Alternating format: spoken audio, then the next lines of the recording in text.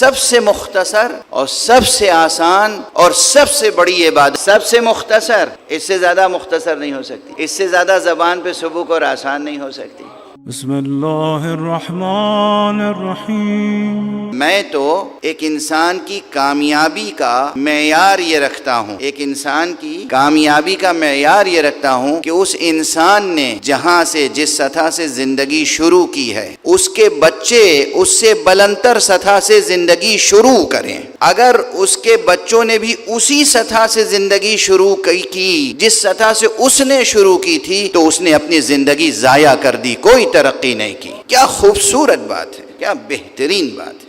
جس طریقے سے ہر والدین کے دل میں یہ جذبہ ہونا چاہیے، یہ ہوتی ہے بڑی شخصیت۔ جس طرح آپ کے سینے میں یہ جذبہ ہونا چاہیے کہ آپ کی اولاد آپ سے بہتر جگہ پر پہنچے، اگر یہی پدرانہ شفقت کا جذبہ دوسرے تمام فرزندان ملت کے لیے پیدا ہو جائے کہ جہاں ہم کھڑے ہیں ہماری امت کا دوسرا فرد ہم سے بہتر جگہ پہ کھڑا ہو جائے، یہ وہ مثالی کردار ہوگا کہ جس کا اجر پروردگار عالم کی طرف سے جو ملے گا آپ اس کا اندازہ نہیں کر سکتے، اندازہ نہیں کر سکتے۔ اور یہ کیسے ممکن ہوگا؟ اس جذبے کا اظہار کیسے ہوگا؟ دوسروں کے لیے بہتر سوچنا۔ دیکھیں بالکل نفسیات بدل جائے گی۔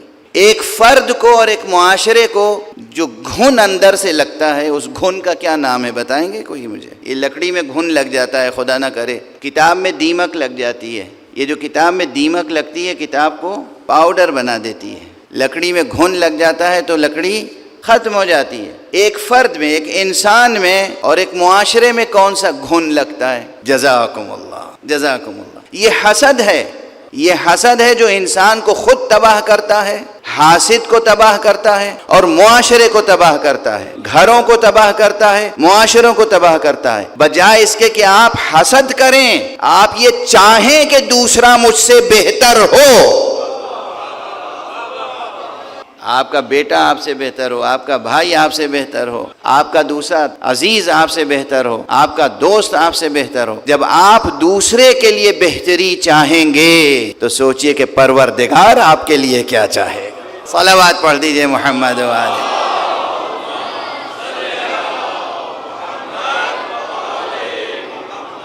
اگر ایسی نفسیات پیدا ہو جائے اور جس کے نمونے ہیں ہمارے پاس، جس کی مثالیں ہیں ہمارے پاس، معصوم تو معصوم ہوتے ہیں۔ معصوم نے جو اپنے اصحاب تربیت کیے، جو اپنے اہل بیت تربیت کیے، اس میں یہ مثالیں ملتی ہیں۔ ابھی میں ان مثالوں کی طرف نہیں جاؤں گا، لیکن کچھ مطالب اور عرض کروں گا کہ یہ جو تحریک ہے، یہ جو فریضہ ہے جسے کہتے ہیں امر بالمعروف اور نہی عن المنکر، یہ اہم ترین فرائض میں سے ہے، اہم ترین فرائض میں سے ہے۔ اور دیکھیے جب ہم اہم ترین کہتے ہیں کسی چیز کو تو یہ یاد رکھیے کہ ایسی چیزیں عموماً یہ نسبی اور اضافی ریلیٹیو ہوتی ہیں۔ ایک زاویہ نظر سے دیکھیں گے تو یہ چیز سب سے اہم ہے، دوسرے زاویے سے دیکھیں گے کوئی دوسری چیز سب سے زیادہ اہم نظر آئے گی، یہ ریلیٹیو ہوتی ہیں۔ تو اس کی ریلیٹیوٹی اپنی جگہ محفوظ، لیکن بہرحال یہ ان چند اہم ترین فرائض میں سے ہیں جو اللہ سبحانہ و تعالی نے فرض قرار دیا ہے، واجب قرار دیا ہے۔ اللہ نے کوئی ایسی چیز واجب قرار نہیں دی ہے جس کی آپ کو ضرورت نہ ہو۔ اللہ ہے، ہزار بار صد ہزار بار اس طرح کی رقیق تعبیریں استعمال کرتا ہوں صرف اس لیے کہ بچوں نوجوانوں کو یاد رہ جائیں اور وہ اس میں کسک اور کھٹک پیدا ہو اور سوچیں کہ یہ کیا کہہ دیا انہوں نے۔ نعوذ باللہ، نعوذ باللہ، صد ہزار بار نعوذ باللہ۔ وہ اللہ ہے، کوئی خوشامد پسند بادشاہ نہیں ہے، کوئی ایسا بادشاہ نہیں، کوئی ایسا، وہ کوئی IMF کا ڈائریکٹر تھوڑی ہے کہ قوموں پر ٹیکس لگائے خواہ اپنے فائدے کے لیے۔ سمجھائیے کہ تمہارا فائدہ ہے مگر ہو اس کا اپنا فائدہ۔ یہ جو سرمایہ مغربی سرمایہ داری کا خونخوار پنجہ، اس کی جو نحوستیں ہیں معاشرے انسانی کے لیے، اسے محسوس کرتے ہیں آپ؟ کچھ لوگ تو مجبوراً وفادار بنے ہوئے ہیں اور کچھ لوگ واقعاً اشتباہ میں ہیں، مغالطے میں ہیں، معلوم نہیں کدھر جا رہے ہیں۔ چونکہ یہ میڈیا اور یہ ایڈورٹیزمنٹس اور یہ اشتہارات یہ غیر ضروری چیز کو آپ کے لیے ضروری بتاتے ہیں، اور جو آپ کے لیے ضروری ہے اس سے توجہ ہٹ جاتی ہے۔ تو فائدہ ہے ان کا، کہتے ہیں میاں اس میں تمہارا فائدہ ہے۔ دھوکہ فریب، اگر دھوکہ فریب نہ بھی ہو، ضرورت ان کی پوری کر رہے ہیں آپ کے ذریعے سے۔ صد ہزار بار نعوذ باللہ استغفر اللہ، نقل کفر نہ باشد۔ یہ ایک رقیق تشبیہ تھی تاکہ مسئلہ جو ہے سماجیات سے جڑ بھی جائے اور بات ذہنوں تک منتقل. اللہ ہے بے نیاز، غنی علی الاطلاق، کسی چیز کا محتاج نہیں. اصل لفظ محتاج متصور نہیں ہے اس کی ذات کے لیے، کسی چیز کا محتاج نہیں. غنی، بے نیاز، یہاں تک بے نیاز آپ کی اچھائیوں سے بھی بے نیاز ہے. جو آپ کے کمالات ہیں ان سے بھی وہ بے نیاز ہے. جہاں مخلوقات کے کمالات کی حد ختم ہوتی ہے وہاں سے اس کے کمالات کا آغاز ہوتا ہے. وہ خالق ہے، اس کے صفات الگ ہیں، الفاظ صرف مشترک ہیں، الفاظ مشترک ہیں ورنہ کوئی شے مشترک نہیں ہے. ہم مخلوق ہیں، وہ خالق، ہم مرزوق ہیں، وہ رازق، ہم عبد ہیں، وہ معبود، ہم مرحوم ہیں، وہ راحم، ہم محتاج کرم، وہ کریم اور اکرم الاکرمین. کوئی چیز مشترک نہیں اور ہماری کسی صفت کا وہ محتاج نہیں.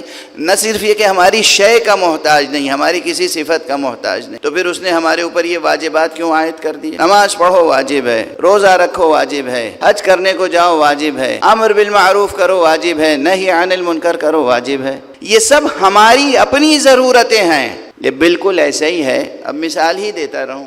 چھوٹا بچہ وہ جانتے ہی نہیں اس کے لیے کیا بہتر ہے کیا بہتر نہیں ہے، اور جب وہ اسکول جاتا ہے تو اسکول والے بہت سی چیزیں کہتے ہیں کہ یہ ضرور کر کے آنا ہو، یہ ضرور کر کے آنا ہو، یہ ضرور کر کے آنا ہو، ایسا لباس پہننا، اور ایسی شرٹ پہننا، اور ایسی پینٹ پہننا، اور ایسی بیلٹ لگانا، اور ایسا ایک ایک چیز. اور اسی طرح ماں باپ کی طرف سے الگ اس بچے کے اوپر تاکید ہوتی ہے یہ کرو یہ نہ کرو. حالانکہ ماں باپ کو کچھ نہیں اس سے حاصل ہے. جو کرے گا اس سے بچے کی تربیت ہوگی، بچے کا فائدہ ہوگا، بچے کا مستقبل روشن ہوگا، بچے کی شخصیت مضبوط ہوگی. اب یہ مثال ادھوری ہے، کوئی مثال اللہ کی شان میں پوری نہیں اترتی مخلوقات کی. چونکہ اب وہ زمانہ گیا جب تعلیم جو تھی عبادت سمجھ کے دی جاتی تھی. اب تو تعلیم تجارت ہو گئی ہے. تو اب ہم نہیں کہہ سکتے کہ اسکول والوں کا کوئی فائدہ نہیں ہے اس لیے کہ وہ بڑی لمبی لمبی فیس لیتے ہیں. لیکن بہرحال اگر اس نقطے اس ایک پہلو کو نظر انداز کر دیں تو جو کچھ ایک معلم، ایک استاد بچے پر، طالب علم پر، اسٹوڈنٹ پر لازمی قرار دیتا ہے یا والدین لازمی قرار دیتے ہیں، کس کے لیے؟ فائدہ کس کا ہے؟ بچے کا فائدہ. اللہ سبحانہ و تعالیٰ نے جو کچھ فرائض ہم پہ واجب قرار دیے ہیں فائدہ کس کا ہے؟ ہمیں، ہمارے لیے فائدہ پلٹ کے آنے والا ہے. یہاں تک کہ توجہ رکھیے گا حدیث میں موجود ہے، یہاں تک کہ جو ہم صلوات پڑھتے ہیں محمد اور آل محمد پر، اس صلوات کا فائدہ بھی پلٹ کے ہم ہی کو ملتا ہے.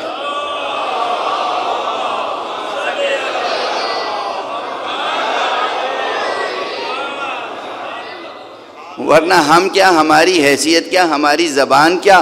ہم خدا سے دعا کریں گے کہ یا اللہ مصطفیٰ اور اہل بیت مصطفیٰ پہ رحمت نازل کر. وہ مصطفیٰ اور اہل بیت مصطفیٰ جو خود کائنات رحمت پروردگار ہیں، جو خود خلق عظیم پر فائز ہیں اور جو خود رحمت عالمین ہیں. وما ارسلناک الا رحمتا للعالمین، ہم نے آپ کو نہیں بھیجا مگر عالمین کے لیے رحمت بنا کر. جو خود کائنات رحمت پروردگار ہوں ان پر رحمت کی دعا ہم کریں گے. مگر کیوں یہ واجب ہے؟ واجب ہے، مستحب نہیں ہے. صرف اسے مستحب نہ سمجھیے گا، واجب ہے. واجب ہے، کم سے کم زندگی میں ایک بار کہنا تو واجب ہے ہی. سعادت مند ہیں وہ جو ہر روز کہیں، سعادت مند ہیں وہ جو ہر نماز میں کہیں. حدیث ہے، پوچھا گیا کہ ہم حدیث صحیح. یوں تو صلوات کے بہت سے فائدے ہیں مگر ایک فائدہ بیان کر کے آگے بڑھوں، اور یہ وہ حدیث ہے جسے میں پورے وثوق سے کہہ رہا ہوں. ان لوگوں نے بھی نقل کیا ہے صحیح سند کے ساتھ جن کے دل میں رسول کی محبت نہیں ہے.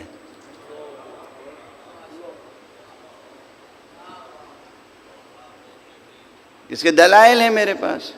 ان لوگوں نے بھی نقل کیا ہے جو رسول پر صلوات بھیجنا نہیں چاہتے، گوارا نہیں ہے انہیں. ابھی 1400 برس گزر جانے کے بعد بھی اب بھی ایسے لوگ موجود ہیں ہم تو نماز میں مکمل ہی نہیں ہوتی نماز جب کہ تشہد میں کم سے کم صلوات نہ پڑھیں، لیکن ایسے لوگ ہیں جو نماز کے تشہد میں صلوات نہیں پڑھتے۔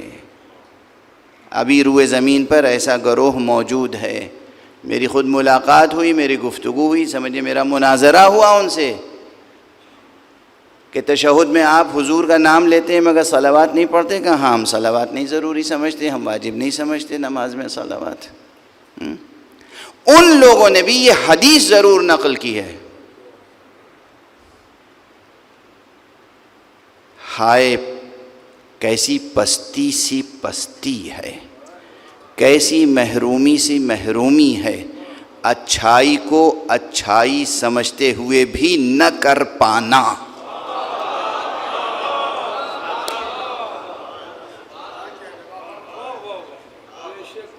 اچھائی کو اچھائی سمجھتے ہوئے بھی نہ کر پانا، یہ نفسیات نہ پیدا ہو گئی۔ تو وہ جانتے ہیں، انہوں نے حدیث، یہ صحیح السند ان کی کتابوں میں بھی ہے کہ حضور نے فرمایا جو مجھ پر ایک بار صلوات بھیجتا ہے اللہ اس پر 10 رحمتیں نازل فرماتا ہے۔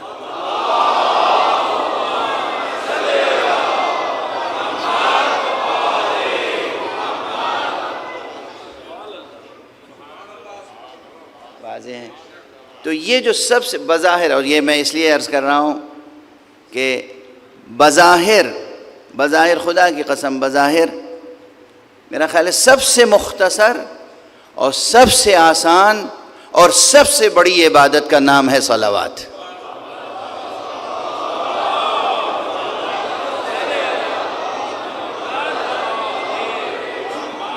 سب سے مختصر، اس سے زیادہ مختصر نہیں ہو سکتی، اس سے زیادہ زبان پہ سبک اور آسان نہیں ہو سکتی ہیں۔ اور کوئی شرط نہیں، وضو کر کے صلوات پڑھیے شرط نہیں ہے، یوں باوضو ہمیشہ رہیں بہت اچھی بات ہے، لیکن وضو نہیں ہے تب بھی آپ صلوات پڑھ سکتے ہیں۔ بلکہ ایک شگفتہ سی روایت ہے، اجازت ہو تو پڑھ دوں آپ کے ساتھ، ایک صلوات پڑھیے محمد۔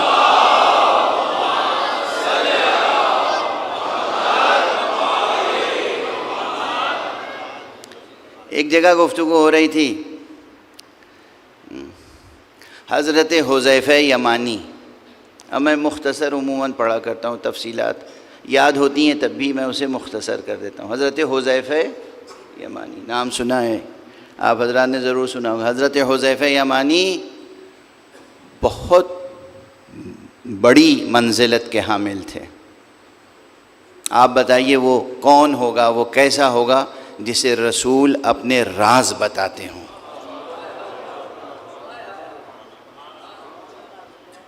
علی کے علاوہ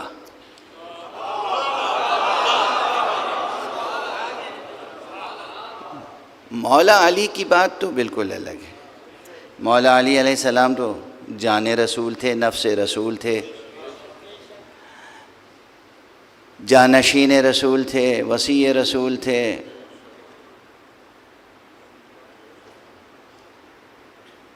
اچھا سچ میں یہ بتائیے، یہ جو لفظیں ابھی میں نے استعمال کی یہ کوئی پہلی بار استعمال کی ہے؟ کروڑوں بار سن چکے ہیں آپ۔ کیا اس میں تاثیر ہے کہ جب کوئی بھی دہراتا ہے تو دل کھل اٹھتا ہے؟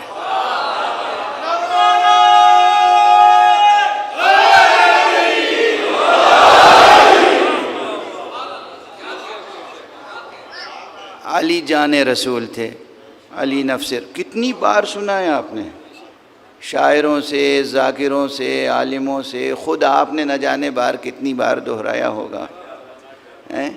خدا کی قسم کیا کوثر جاری ہے فضائل علی۔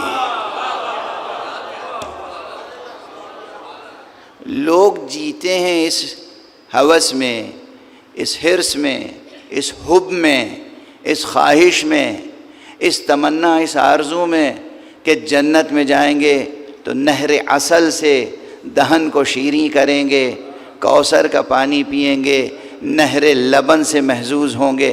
ہمارے لیے تو ذکر علی کوثر بھی ہے، نہر لبن بھی ہے، نہر عسل بھی ہے۔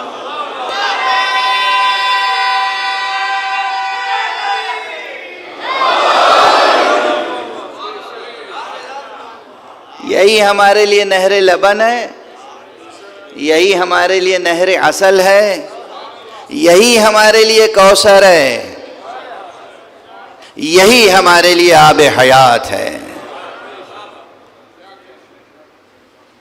تو مولا علی کی تو بات ہی الگ ہے۔ مولا علی کے علاوہ جن چند افراد کو یہ شرف حاصل تھا کہ حضور کے تھوڑے سے راز حضور نے انہیں بتائے تھے، ان میں سے ایک جناب حذیفہ یمانی تھے، حضور کے وفادار، مولا علی کے وفادار۔ تو جناب حذیفہ یمانی بیٹھے ہوئے تھے، ایک دربار سجا ہوا تھا۔ انہوں نے جو دربار کے راس و رئیس تھے انہوں نے پوچھا، حذیفہ کیسے ہو؟ کیف اصبحت یا حذیفہ، حذیفہ کیسے ہو، کیسے سویرا کیا، کیسے صبح کی؟ یہ عربی کا ایک محاورہ ہے اپنے انداز کا۔ کہ کیا بتاؤں میری حالت کیا ہے، کیا بتاؤں کہ میری حالت کیا ہے؟ میں حق سے کراہت کرتا ہوں اور بغیر وضو کے صلاۃ ادا کرتا ہوں، میں وہ رکھتا ہوں جو خدا نہیں رکھتا۔ ایسے ہی 2-3 جملے وہ کہتے گئے۔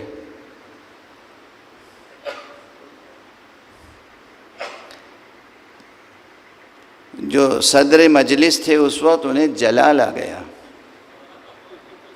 حذیفہ تم کیا کہہ رہے ہو؟ میری سمجھ میں نہیں آ رہا ہے، تم نہ ہوتے تو میں ابھی کیا کر ڈالتا۔ تم حذیفہ تم یہ کیا کہہ رہے ہو؟ اگر تم نہ ہوتے تو میں ابھی مثلا کوڑے برسا دیتا، پتہ نہیں کیا کرتا۔ ایک دربار میں وہ خاموش بیٹھے ہوئے حذیفہ، اتنے میں جناب مولا کائنات امیر المومنین علی ابن ابی طالب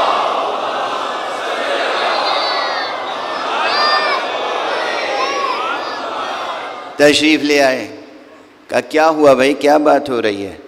کہا یا ابا الحسن ذرا دیکھیے حذیفہ کو، کفر بک رہے ہیں۔ کہا کیا ہو گیا؟ کہا یہ کہہ رہے ہیں مجھے حق سے کراہت ہے، حق سے مجھے کراہت ہے، صلاۃ ادا کرتا ہوں بغیر وضو کے، میں وہ رکھتا ہوں جو خدا نہیں رکھتا۔ کہا اس میں غلط کیا کہہ رہے ہیں؟ موت حق ہے اور کون موت سے کراہت نہیں کرتا؟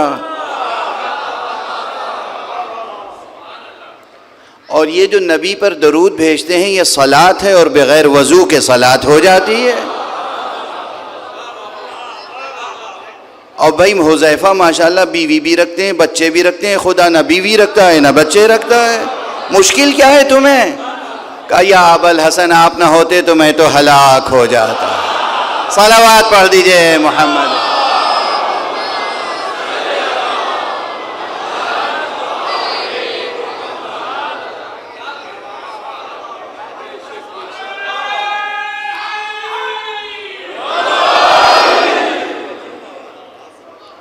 حضور کی طرف یہ حدیث بھی منسوب ہے کہ حضور نے فرمایا ہے کہ مومن کا مزاح بھی عبادت ہے، لیکن ظاہر ہے کہ اس کا نتیجہ یہ نکلا کہ ایک مومن کی صفت یہ بھی ہونی چاہیے کہ اس کے اندر مزاح کا ذوق پایا جائے۔ اب یہ حذیفہ کا ایک مزاح تھا، مزاح کا مزاح تھا، حقیقت تھی۔ مومن کے مزاح کی شان یہ ہوتی ہے کہ وہ مزاح میں بھی جھوٹ نہیں بولتا۔ اب دیکھیے اس مزاح میں کوئی چیز جھوٹ نہیں تھی، غلط بیانی نہیں تھی، باطل امر نہیں تھا، کوئی باطل امر نہیں تھا، کوئی کذب نہیں، کوئی غلط بیانی نہیں۔ بہرحال بات یہاں تک پہنچی تھی صرف ایک بات کے لیے کہ صلاۃ، درود بھیجنا محمد اور آل محمد پر، یہ نہ اس کے لیے وضو شرط ہے، نہ یہ سنگین ہے، بہت مختصر ہے، مگر سب سے عظیم عبادت اس لیے ہے کہ اگر یہ نماز میں نہ ہو تو نماز قبول نہیں ہے۔ جو لوگ نہیں پڑھتے نماز میں وہ جانے اور خدا جانے. ہمیں یہ معلوم ہے کہ اگر ہم نماز میں درود مصطفیٰ پہ نہیں پڑھیں گے ہماری نماز اس قابل نہیں ہوگی کہ فرشتے اس کی طرف توجہ کریں. اور پھر یہ وہ عبادت ہے جس کے لیے اللہ نے فرمایا ان اللہ و ملائکتہ یصلون علی النبی یا ایھا الذین آمنوا صلوا علیہ وسلموا تسلیما.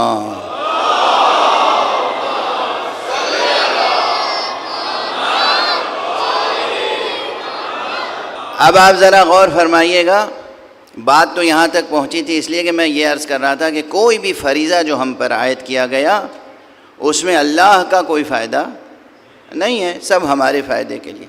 درود بھیجنے کے لیے بھی جو اللہ نے فرمایا تو کس لیے؟ تاکہ یہ ایک بہانہ بنے تاکہ وہ ہم پر اپنی رحمتوں کی بارش کرے. اس کو ایک جملے سے اپنے اصلی موضوع سے اور مربوط تر کر دوں، اگرچہ مربوط ہے پہلے ہی سے. کل میں نے عرض کیا تھا کہ امر بالمعروف اور نہی عن المنکر کے کچھ آداب ہوتے ہیں، اور اس میں سب سے اہم ادب یہ ہے، امر بالمعروف کی سب سے بڑی ایتھکس یہ ہے، سب سے بڑی ویلیو یہ ہے کہ جو آپ دوسرے کو حکم دیں اس پہ خود عمل کریں. آپ دیکھیے کہ خود پروردگار نے اس آیت کریمہ میں اس کی مثال قائم کی. صلوات مصطفیٰ صلی اللہ علیہ وآلہ وسلم پر بھیجنا ایک معروف ہے، یہ بھی کیا ہے؟ ایک معروف ہے. تو اللہ نے اس مقام پر امر بالمعروف کی خود ایک مثال قائم کی. جتنے دوسرے اوامر ہیں ہر جگہ کا، تم نماز پڑھو، تم زکوٰۃ دو، تم روزہ رکھو، تم حج کرو، تمام احکام یہ تم کرو تم کرو تم کرو. یہ ایسا معروف تھا اور اتنی بڑی عبادت تھی، اتنی بڑی، اسی لیے میں نے کہا مختصر ہے اور سب سے بڑی، مختصر ہے اور سب سے عظیم. اس لیے کہ تنہا یہ ایک عبادت ایسی ہے، تنہا یہ ایک فریضہ ایسا ہے جسے ہم پر واجب کرنے سے پہلے یہ کہا دیکھو میں یہ کرتا ہوں، میرے خاص فرشتے یہ کرتے ہیں، تم بھی یہ کیا کرو. ایک صلوات پڑھ دیجئے محمد وعلی.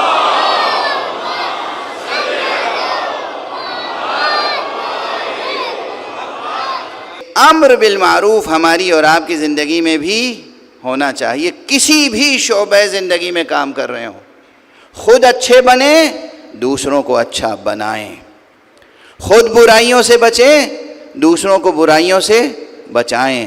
خود اخلاقی بلندیاں پیدا کریں، دوسروں کو اخلاقی بلندیوں کی طرف متوجہ کریں. اور ہمیشہ پہلے جو آغاز تقریر میں نے جملہ کہا، آرزو یہ ہو کہ ہر دوسرا مومن آپ سے بہتر ہو، ہر دوسرا مومن آپ سے بہتر ہو اور آپ اس پر اپنی بہتری اور برتری جتائیں نہیں. یہ وہ منزل ہے ایثار و خضوع و خشوع اور امر بالمعروف و نہی عن المنکر کی. یہ اسلامی اخلاقیات کی وہ منزل ہے جس سے خدا اس قدر خوش ہوتا ہے کہ جنتوں کو آپ کی ٹھوکروں میں ڈال دیتا ہے.